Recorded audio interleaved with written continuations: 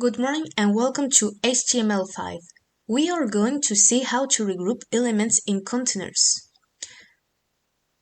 So, we can regroup elements in containers. There are several tags. Including here we have our list. So we can imagine that it would be a navigation and a navigation part with several links, for example. For it to be a navigation, it would be enough to add the nav tag. It is a container. So we would put it like this and it would be our navigation. We also have the header tag and the footer tag.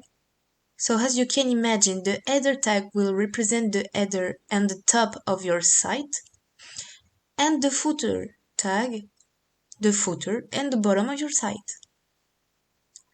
So we can imagine here that we have our header, which would take into consideration our title, and it could be very well. For example, an image with a logo or whatever. We say that we have our header here, and we will all simply make a tabulation so that it's more readable. And we will add our footer. So often in our footer we find, for example, the copyright or the page,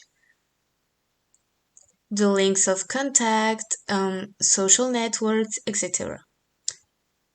So there we can very well put, for example, our copyright in the p tag, and we would write copyright like this.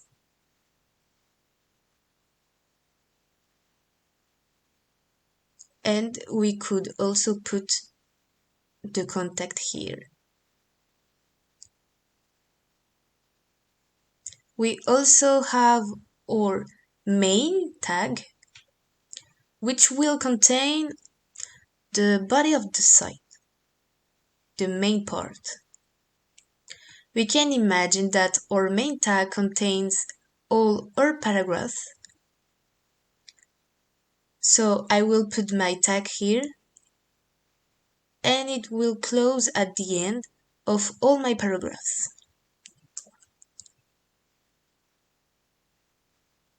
In the same way, I have my article tag.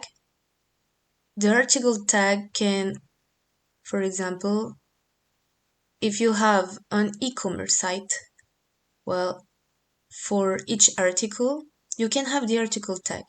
Here, we will put our tag article, and we will say that all the paragraphs here represents an article. So we will put it here. Control V.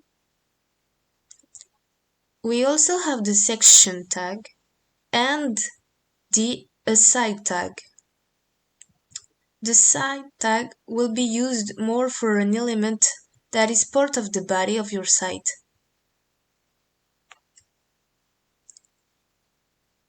But that is not necessarily important information. So we will use the aside tag. For example, then here we had put a nota bene, and I can very well put the aside tag like this.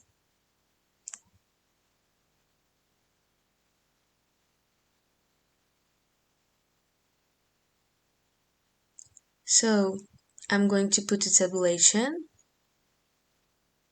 that it's more readable, and we also have our section tag. We can imagine, for example, that would be a section. And so this case will group together elements. So I'm going to define it here. And I'm going to paste it here. I'm going to make a tabulation so that it is more readable. So we have seen the header tag, footer, nav, the article, the section, and aside. We can also have several tags, for example, header or footer. Finally, we will see the tag a div.